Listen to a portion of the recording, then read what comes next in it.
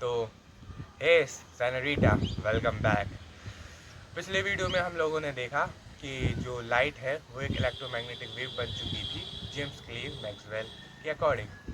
आज की वीडियो में हम सब ये जानेंगे कि जो लाइट है वो एक कंटिन्यूस फॉर्म यानी एक इलेक्ट्रोमैग्नेटिक वेव से एक डिसकंटिन्यूस फॉर्म में कैसे चली गई, कैसे एक कंटिन्यूस फॉर्म डिसकंटिन्यूस फॉर्म बन गई एक छोटे से एक्सपेरिमेंट के कारण। और उस छोटे से एक्सपेरिमेंट ने एक छोटे से क्लर्क को पूरे वर्ल्ड का एक बेस्ट फिजिसिस्ट बना दिया। तो आज बात होने वाली है फोटो इलेक्ट्रिक इफेक्ट के ऊपर, कैसे लाइट एक इलेक्ट्रोमैग्नेटिक वेव थी, जो इलेक्ट्रोमैग्नेटिक वेव बनाई गई थी उसके लिए कैसे एक डिसकंटिन्यूस फॉर्म और डिसकंटिन्यूस फॉर्म में बना दिया गया और फोटॉन्स का जन्म हुआ। आज थोड़ी बहुत कहानी फोटॉन्स की भी होगी और ज़्यादातर बात अल्बर्ट आइंस्टीन के ऊपर होगी कि कैसे उन्होंने फोटो इलेक्ट्रिक इफेक्ट को समझाया, जिसके लिए उन्हें नोबेल प्राइज़ भी मिला था। Part 1, The World After Maxwell. In 1860, James Clerk Maxwell published his electromagnetic theory, which is quite popular at that time. Many scientists believe this is true. The major 3 points of this theory are: first, light is an electromagnetic wave. Second, light takes energy from the electric field and magnetic field, or more precisely, the change in electric and magnetic field. Third point, brighter the light, more the energy. Means if you increase the brightness, the more will be the energy, according to James Clerk Maxwell. After many years, for many years, scientists believe this theory is true, and most physicists or mostly scientists convinced from this theory. Later, a quite single experiment can able to destroy this theory whole. So, in next part, we will talk about the experiment. Part second, the experiment. तो बात थी 1888 की। वहाँ उस time पर जो electromagnetic theory थी Maxwell की, उस पर एक साइंटिस्ट काम कर रहे थे जो ये चाहते थे कि हमें कुछ ऐसे एग्जाम्पल्स मिले इलेक्ट्रोमैग्नेटिक वेव्स के जिससे ये थ्योरी और अच्छे से प्रूव हो पाए। वो साइंटिस्ट थे हेनरिच हर्ट्ज करके। हेनरिच हर्ट्ज, जिनके सरनेम पर फ्रीक्वेंसी की बाद में यूनिट भी पड़ी, हर्ट्ज करके। तो ये एक एक्सपेरिमेंट कर रहे थे, मोस्ट सिंपली कहा जाए तो एक इलेक्ट्रोमैग्नेटिक वेव की डिस्कवरी कर रहे थे। तब उन्होंने एक स्ट्रेंज ऑब्जर्वेशन नोटिस की। जब वो एक इलेक्ट्रोड पर यूवी रेज डालते थे तो एक पर्टिकुलर अमाउंट ऑफ फ्रीक्वेंसी की यूवी रेज जब उस पर डाली जाती थी तब इलेक्ट्रॉन इमिट हो रहे थे। ये उन्होंने बार बार भी किया। जो यूवी लाइट की जो फ्रीक्वेंसी थी उसके लिए कम किया, फिर उसके लिए ज़्यादा किया, लेकिन उन्होंने नोटिस किया एक पर्टिकुलर रेंज या फिर पर्टिकुलर अमाउंट की जो फ्रीक्वेंसी थी उसी फ्रीक्वेंसी पर जो इलेक्ट्रॉन थे वो इमिट हो रहे थे। ये इन्हें काफ़ी शॉकिंग लगा। वैसे तो इंटरेस्टिंग बात ये है कि ये तो चाहते भी नहीं थे कि जो फोटो इलेक्ट्रिक इफेक्ट है उसकी खोज हो। वो तो ये चाहते भी नहीं थे कि जो मैक्सवेल की थ्योरी है उसका कोई ड्रॉबैक भी रहे। वो तो हमेशा से उनकी जो मैक्सवेल की थ्योरी थी उसे हमेशा प्रूफ करने में ही लगे रहे। लेकिन खैर, उन्हीं की वजह से जो मैक्सवेल की थ्योरी है उसका ड्रॉबैक हुआ। ये जो ऑब्जर्वेशन उन्होंने देखी, ये उन्होंने अपने कुछ बाकी साथियों को भी बताए, अपने कुछ दूसरे साइंटिस्टों को भी बताए। उन्होंने भी फिर एक्सपेरिमेंट किए और इनकी जो ऑब्जर्वेशन है उसके लिए सही पाया। और जो हेनरिच हर्ट्ज थे वो पहले साइंटिस्ट बन गए जिन्होंने फोटो इलेक्ट्रिक इफेक्ट को खोजा, या फिर फोटो इलेक्ट्रिक इफेक्ट का ऑब्जर्वेशन या फोटो इलेक्ट्रिक इफेक्ट को पहली बार नोटिस हेनरिच हर्ट्ज ने किया। उसके बाद दूसरे साइंटिस्ट हुए विल्हेल्म हेलवॉच। एक नाम थोड़ा कॉम्प्लिकेटेड है, विल्हेल्म हेलवॉच। इन्होंने भी ऑब्जर्वेशन किया। वो हर्ट साहब ने 1887 में ऑब्जर्वेशन देखी। उसके अगले साल 1888 में इन्होंने हेलवॉच साहब ने एक्सपेरिमेंट किया। इन्होंने भी ये, लेकिन इनका जो एक्सपेरिमेंट था वो सिंपल था, मतलब उतना ज़्यादा कॉम्प्लिकेटेड नहीं था जितना हर्ट साहब का था। विलहेल्म हेलवॉच ने क्या किया, सिंपल सी प्लेट ली, जिंक की प्लेट ली, उस पर यूवी रेज डाली और उन्होंने भी ये स्ट्रेंज ऑब्जर्वेशन नोटिस की कि जब तक एक पर्टिकुलर अमाउंट की फ्रीक्वेंसी अगर हम जिंक पे ना डालें तब तक जिंक के इलेक्ट्रॉन इमिट नहीं होते हैं, चाहे जितनी ज़्यादा एनर्जी की यूवी लाइट उस पर आ जाए। और जब उन्होंने उस फिक्स अमाउंट ऑफ एनर्जी की फ्रीक्वेंसी डाली, यूवी लाइट डाली उस जिंक की प्लेट पर, इलेक्ट्रॉन इमिट होने लगे। जिंक ने अपनी नेगेटिविटी खो दी, दैट मीन्स इलेक्ट्रॉन इमिट हो चुके थे जिंक से। ये दूसरी काफ़ी स्ट्रेंज थ्योरी हुई, स्ट्रेंज ऑब्जर्वेशन हुई, सॉरी।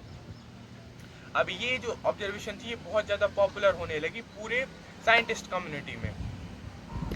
इसके बाद अगर हम मोटे मोटे तौर पर समझे कि इन दोनों ऑब्जर्वेशन की समरी क्या है, कि क्या हुआ है इन दोनों एक्सपेरिमेंटों में, तो सिंपल सा समझो कि किसी भी मेटल की प्लेट ली, उस पे अपन ने लाइट डाली, यूवी लाइट डाली। मैक्सवेल की थ्योरी के अकॉर्डिंग अगर हम जितनी ज़्यादा उसमें लाइट इंक्रीज करते जाएंगे, मोर द एनर्जी मीन्स जो नंबर ऑफ इलेक्ट्रॉन इमिट होने चाहिए थे वो ज़्यादा होना चाहिए थे जब अपन लोग लाइट डालते हैं। इन शॉर्ट, जो number of electron emitted is directly proportional to light increasing, number of electron emitting directly proportional to light increasing. हम जितनी ज़्यादा लाइट बढ़ाएंगे उतनी ज़्यादा नंबर ऑफ इलेक्ट्रॉन इमिट होने चाहिए थे अकॉर्डिंग टू मैक्सवेल्स थ्योरी। साइंटिस्टों ने भी यही माना कि हाँ ऐसा ही होना चाहिए, ऐसा ही होगा, लेकिन होता वैसा नहीं है जैसा हम चाहते हैं। तो फिर जो साइंटिस्ट थे उन्होंने जब प्रैक्टिकली वो एक्सपेरिमेंट किया तो उन्होंने देखा कि एक पर्टिकुलर अमाउंट ऑफ फ्रीक्वेंसी जब तक हम किसी भी मेटल प्लेट पर पड़ने वाली लाइट या फिर यूवी लाइट को ना दें तब तक वो यूवी लाइट उस प्लेट से इलेक्ट्रॉन इमिट नहीं कर सकती। कभी पर्टिकुलर अमाउंट ऑफ एनर्जी तुरंत दी जाए तो वो तुरंत इमिट हो जाएंगे, लेकिन ना उससे कम ना उससे ज़्यादा, उस फ्रीक्वेंसी पर ही किसी मेटल की प्लेट के इलेक्ट्रॉन निकलेंगे। That's the major observation. चाहे कितनी ही ज़्यादा एनर्जी लगा दो, चाहे कितनी ही कम एनर्जी लगा दो, सिर्फ उस फ्रीक्वेंसी को अगर मेंटेन किया जाए तभी इलेक्ट्रॉन निकलेंगे। ये समरी थी इन दोनों एक्सपेरिमेंटों की, क्या क्या मोटे तौर पर हुआ। अब तीसरे पार्ट में हम लोग समझेंगे कि जो लाइट है, लाइट की strange observation in both all other experiments, कि जितने भी एक्सपेरिमेंट हुए उन एक्सपेरिमेंटों में लाइट की स्ट्रेंज ऑब्जर्वेशन क्या क्या थी, मेजरली थीम थी, इसीलिए तीसरे पार्ट में देखो। Part third, the strange observations and the drawback of Maxwell's theory. पिछले दो एक्सपेरिमेंट में और काफ़ी एक्सपेरिमेंट में मेजरली 3 स्ट्रेंज ऑब्जर्वेशन नोटिस करी गई। ऑब्जर्वेशन नंबर फर्स्ट, अगर हम किसी भी मेटल की शीट पर इलेक्ट्रॉन इमिट करने के लिए below the certain value of frequency अगर हम वो लाइट डालते हैं तो इलेक्ट्रॉन कभी इमिट नहीं होते। फॉर एग्जाम्पल, इमेजिन कीजिए एक मेटल की प्लेट, इसमें हम हज़ारों फ्लैश लाइट मार रहे हैं, लेकिन उसकी जो फ्रीक्वेंसी है वो रिक्वायर्ड फ्रीक्वेंसी से कम है, तो इलेक्ट्रॉन कभी इमिट नहीं होंगे। It does not matter about the intensity of light, it just matter about the frequency of light. वही आगे चलकर वही फ्रीक्वेंसी थ्रेशोल्ड फ्रीक्वेंसी बनी, उसकी बात बाद में करेंगे, लेकिन अभी आप इतना समझिए कि जितनी अमाउंट ऑफ फ्रीक्वेंसी किसी इलेक्ट्रॉन को इमिट होने के लिए चाहिए, अगर उससे कम एनर्जी उसे दी जाएगी तो इलेक्ट्रॉन इमिट नहीं होंगे, simple as possible. Observation second, अगर हम इलेक्ट्रॉन इमिट करने के लिए जितनी फ्रीक्वेंसी चाहिए है उससे हम ज़्यादा फ्रीक्वेंसी देते हैं, फ्रीक्वेंसी वाली लाइट देते हैं उस पर्टिकुलर मेटल शीट पर, तो इलेक्ट्रॉन तुरंत बाहर आ जाएंगे। साइंटिस्टों के अकॉर्डिंग अराउंड 10⁻⁹ सेकेंड, सिर्फ इतना टाइम लगता है फ्रीक्वेंसी देने में और उस फ्रीक्वेंसी देने के बाद इलेक्ट्रॉन इमिट होने में, 10⁻⁹ सेकेंड। तो मीन्स अगर हम उस थ्रेशोल्ड फ्रीक्वेंसी से ज़्यादा एनर्जी देते हैं तो जो इलेक्ट्रॉन है वो आसानी से इमिट हो जाएंगे विदाउट एनी वेटिंग।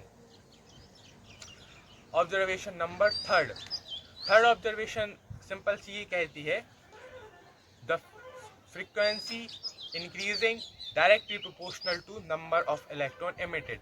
अगर हम फ्रीक्वेंसी बढ़ाते जाएंगे, थ्रीशोल्ड फ्रीक्वेंसी से आगे बढ़ते जाएंगे, तो जो इलेक्ट्रॉन एमिट की जो रेट है या फिर जो इलेक्ट्रॉन एमिट हो रहे हैं वो डायरेक्टली प्रोपोर्शनल, लीनियरली प्रोपोर्शनल हो जाएंगे उसके साथ। मेजरली 3 ऑब्जर्वेशन आए। अभी आप अगर गौर से देखें तो ये जो तीनों ऑब्जर्वेशन है वो मैक्सवेल की थ्योरी को कॉन्ट्राडिक्ट कर रही हैं। फॉर एग्जाम्पल, मैक्सवेल साहब ने कहा था मोर एनर्जी मोर लाइट, या फिर more light equals to more energy equals to number of electron gaining, sorry, number of electron emitted increasing. इसको और सिंपली समझते हैं कि जो लाइट की इंटेंसिटी बढ़ाने पर एनर्जी बढ़ेगी और एनर्जी बढ़ाने पर जो नंबर ऑफ इलेक्ट्रॉन निकलने चाहिए हैं वो भी बढ़ने चाहिए, लेकिन ऐसा हो नहीं रहा था।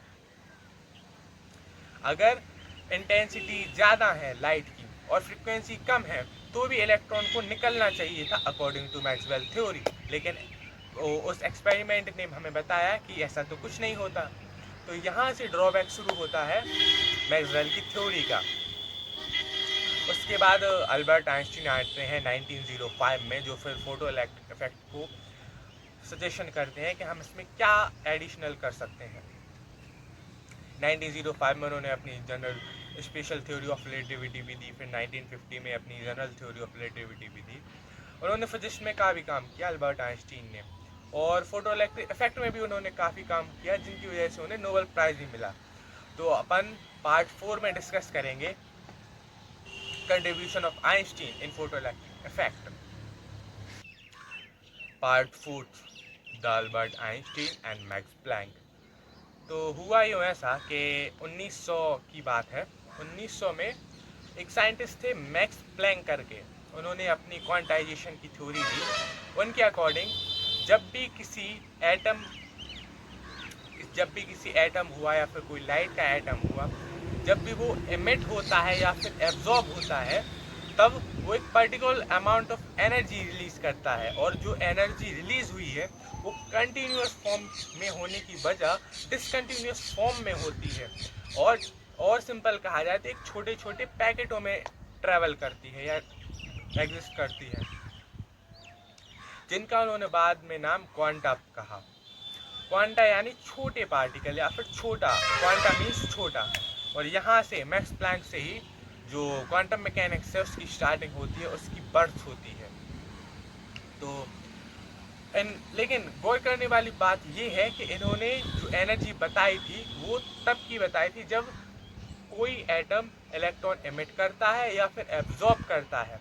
इनकी एक इनफेमस इक्वेशन भी है E इक्वल HF, वहाँ जहाँ पर E equal energy of any quanta, H Planck constant and F frequency of any particular light. तो इस इक्वेशन से काफ़ी पहलगाम मच गया कुछ सालों तक, और उसके बाद 1905 में जो अल्बर्ट आइंस्टीन है, इन्होंने मैक्स प्लैंक की थ्योरी को थोड़ा और आगे बढ़ाया। इन्होंने कहा कि जो लाइट है वो खुद छोटे छोटे पार्टिकल्स, एक डिस्क्रीट अमाउंट ऑफ पार्टिकल्स में ट्रेवल करती है। उन्होंने उन पैकेट्सों का नाम रखा फोटॉन, और बाद में जब यही फोटॉन्स किसी पर्टिकुलर मेटल की शीट के इलेक्ट्रॉन पर पड़ते हैं तो वो इलेक्ट्रॉन को अपनी पूरी एनर्जी प्रोवाइड कर देते हैं, और जो एनर्जी फोटॉन्स ने दी है वो अगर वर्क फंक्शन से ज़्यादा हुई, अभी आप इतना समझिए वर्क फंक्शन एक शब्द है, बाद में आगे डिस्कस करेंगे कि जो फोटोन है, फोटोन ने जो एनर्जी दी है इलेक्ट्रॉन के लिए, वो अगर वर्क फंक्शन से ज़्यादा हुई इलेक्ट्रॉन आराम से एमिट हो जाएगा, लेकिन अगर वो एनर्जी वर्क फंक्शन से कम हुई तो इलेक्ट्रॉन एमिट नहीं होगा। फिर ये काफ़ी ज़्यादा रिवॉल्यूशनरी आइडिया हुआ आइंस्टीन का, इसके लिए काफ़ी फेमस भी रहे वो।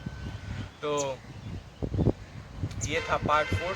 अब बात करते हैं पार्ट 5 की। तो पार्ट 5, इस पार्ट में अपन लोग डिस्कस करते हैं threshold frequency and work function. यानी कुछ अपन जानेंगे वर्क फंक्शन क्या है और थ्रेशोल्ड फ्रीक्वेंसी क्या है।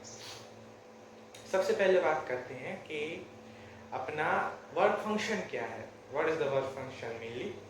सो ऐसा तो है नहीं कि जो इलेक्ट्रॉन है वो फ्री हैं, वो मेटल के अंदर बाउंडेड हैं कि ऐसे घूम रहे हो कि और बढ़िया हालचाल, एक दूसरे से हालचाल, ऐसा तो कुछ सिस्टम है नहीं। सिंपली वो रिवॉल्व करते रहते हैं। अगर अपन और आगे जाए तो इलेक्ट्रॉन इज अ वेव, बाद में प्रूव हुआ, फिर ड्यूअलिटी प्रूव हुई इलेक्ट्रॉन की। लेकिन अभी अपन सिर्फ इतना ही समझते हैं कि जो इलेक्ट्रॉन है वो काफी इलेक्ट्रॉन बाउंडेड है मेटल के अंदर, ठीक है। तो अब मेटल के अंदर बाउंडेड है तो उसके लिए निकालने के लिए कुछ उतनी अमाउंट ऑफ एनर्जी चाहिए पड़ेगी कि जिससे वो एटम, जो इलेक्ट्रॉन है वो एटम से निकल जाए। तो minimum amount of energy required to any electron emit from the metal plate is called the work function। Simple भाषा में कहा जाए तो सिर्फ उतनी एनर्जी रिक्वायर्ड होनी, उतनी एनर्जी जो किसी भी इलेक्ट्रॉन को इमिट होने के लिए, उस मेटल प्लेट से इमिट होने के लिए जरूरी है, that's energy called work function. इसे डिनोट करते हैं फाई से। पीसीएम वाले जानते होंगे, और फाई ऐसा ऐसा ऐसा, मतलब सिंपली कहा जाए तो हिंदी का जो अल्फाबेट है का की ऊपर की डंडी उड़ा दो, दैट्स बिकम फाई। तो फाई होना चाहिए। इसके लिए ऐसे इमेजिन कर सकते हैं कि जो कोई दरवाजा है, बंद है, एक क्लोज दरवाजा है, उसके लिए खोलने के लिए अपन के लिए मिनिमम अमाउंट ऑफ एनर्जी चाहिए कि जब तक अपन लोग वो हैंडल है उसको दबाएंगे नहीं तब तक वो खुलेगा नहीं। तो जितनी एनर्जी उस बटन दबाने के लिए चाहिए वो एनर्जी हो जाएगी वर्क फंक्शन। सेम एप्लीकेबल कर दीजिए इलेक्ट्रॉन के लिए। तो जब उतनी अमाउंट ऑफ एनर्जी, ये फर्क नहीं पड़ता कि कितने वीक फोटॉन्स आ रहे हैं या कोई एक अकेला फोटॉन्स आ रहा है। इसको ऐसे समझते हैं कि मान लो 100 वीक फोटॉन्स है, वो उतनी एनर्जी ला पा रहे हैं जितना एक अकेला एक स्ट्रॉन्ग फोटॉन ला रहा है। लेकिन इलेक्ट्रॉन दोनों में एमिट होंगे, लेकिन टाइम ज़्यादा लगेगा उन 100 फोटॉन्स में, क्योंकि उनके पास वीक एनर्जी है। लेकिन जो जो जो वो है स्ट्रॉन्ग वाला फोटॉन, उसके लिए कम टाइम लगेगा क्योंकि उसके पास ज़्यादा एनर्जी है। तो सिंपली समझ गए, अपन की वर्क फंक्शन होता है एक minimum amount of energy required for any electron to emit from the plate. Then आती है अपन की threshold frequency. Threshold frequency means minimum amount of frequency needed for any electron to emit from the plate। अगर जो energy है वह threshold frequency से कम हुई तो इलेक्ट्रॉन नेवर इमिटेड। लेकिन अगर जो फ्रीक्वेंसी है, जो उस पर्टिकुलर लाइट की फ्रीक्वेंसी है, वो अगर थ्रेशोल्ड फ्रीक्वेंसी से ज़्यादा हुई या उसी के बराबर हुई तो इलेक्ट्रॉन आराम से निकल जाएंगे विदाउट एनी वेट, तुरंत चुटकी में काम हो जाएगा, सिंपल एज पॉसिबल। तो अगला पार्ट अपना लास्ट पार्ट होगा, उसके बाद हम आगे और स्टडी करेंगे क्वांटम मैकेनिक्स की।